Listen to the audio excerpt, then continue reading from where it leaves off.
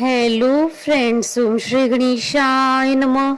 जय श्री कृष्ण। आप सभी का स्वागत है आपके अपने यूट्यूब चैनल पर। फ्रेंड्स, आज हम आपको इस वीडियो में बताने जा रहे हैं कार्तिक मास महात्म्य के पहले अध्याय की कथा के बारे में, जिसको सुनने मात्र से ही होंगी आपकी सभी मनोकामनाएं शीघ्र ही पूर्ण। फ्रेंड्स, वीडियो शुरू करने से पहले आपसे रिक्वेस्ट है, अगर आप हमारे चैनल पर नए हैं और आपने अभी तक चैनल को सब्सक्राइब नहीं किया है तो प्लीज सब्सक्राइब कीजिएगा चैनल को, साथ ही प्रेस कीजिएगा बेल आइकन को, जिससे नए वीडियो से रिलेटेड नोटिफिकेशन आपको तुरंत प्राप्त हो सके। और वीडियो पसंद आने पर वीडियो को लाइक और शेयर जरूर कीजिएगा, ताकि सभी भक्तों को इस वीडियो का लाभ प्राप्त हो सके। और कमेंट बॉक्स में जय श्री कृष्णा जरूर लिखिएगा। कार्तिक मास महात्म्य। सब प्रकार के विघ्नों का नाश करने वाले तथा सारी सृष्टि का पालन करने वाले श्री गणेश जी तथा ज्ञान की दाता श्री सरस्वती जी तथा सब पुराणों के कर्ता श्री व्यास जी तथा गुरुदेव के चरण कमलों में नमस्कार करके भगवान की श्रद्धा और भक्ति रस में डूबे हुए कार्तिक मास महात्म्य की कथा कहती हूँ। मैं सुमरू माता शारदा, बैठे जिह्वा आए, कार्तिक मास की कथा लिखे कमल हर्षाए। नेमी शरण तीर्थ में श्री सूत जी ने 88,000 शौनकादि ऋषियों से कहा, अब मैं आपको कार्तिक मास की कथा विस्तार पूर्वक सुनाता हूँ, जिसका श्रवण करने से मनुष्य के सभी पाप नष्ट हो जाते हैं और अंत समय में वैकुंठ धाम की प्राप्ति होती है।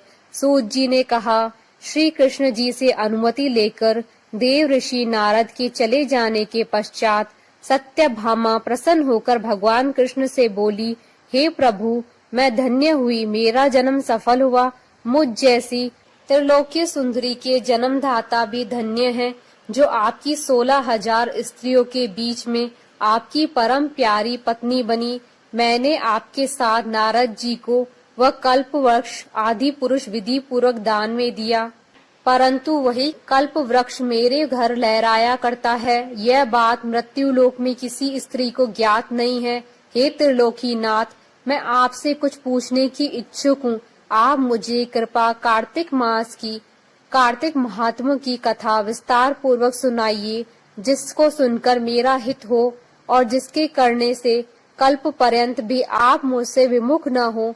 सूत जी आगे बोले। सत्यभामा के ऐसे वचन सुनकर श्री कृष्ण ने हंसते हुए सत्यभामा का हाथ पकड़ा और अपने सेवकों को वहीं रुकने के लिए कहकर विलास युक्त अपनी पत्नी को कल्प वृक्ष के नीचे ले गए।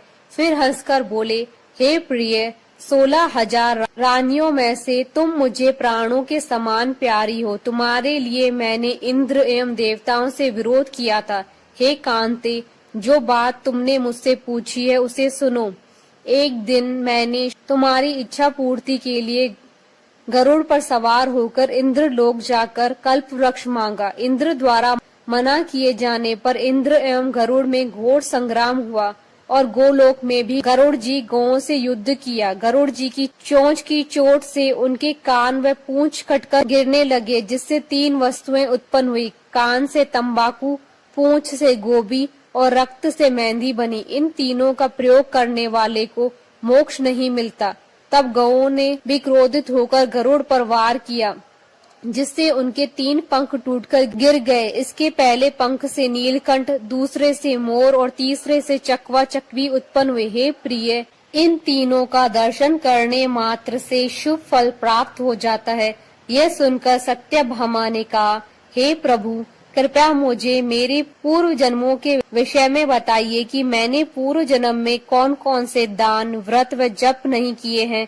मेरा स्वभाव कैसा था, मेरे जन्मदाता कौन थे और मुझे मृत्यु लोक में जन्म क्यों लेना पड़ा।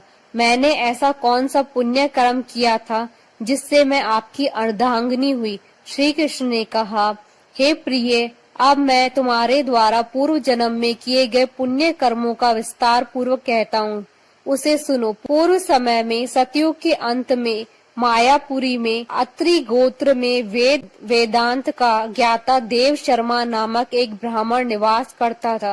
वह प्रतिदिन अतिथियों की सेवा, हवन और सूर्य भगवान का पूजन करता था। वह सूर्य के समान तेजस्वी था। वृद्धावस्था में उसे गुणवती नामक कन्या की प्राप्ति हुई। उस पुत्रहीन ब्राह्मण ने अपनी कन्या का विवाह अपने ही चंद्र नामक शिष्य के साथ कर दिया। वह चंद्र को अपने पुत्र के समान मानता था और चंद्र भी उसे अपने पिता की भांति सम्मान देता था। एक दिन वे दोनों कुश व संविदा लेने के लिए जंगल गए। जब वे हिमालय की तलहटी में भ्रमण कर रहे थे, तब उन्हें एक राक्षस आता हुआ दिखाई दिया। उस राक्षस को देखकर भय के कारण उनके अंग शिथिल हो गए और वे भागने में असमर्थ हो गए। तब उस काल के समान राक्षस ने उन दोनों को मार डाला। चूंकि वे धर्मात्मा थे, इसलिए मेरे पार्षद उन्हें मेरे वैकुंठ धाम में मेरे पास ले आए।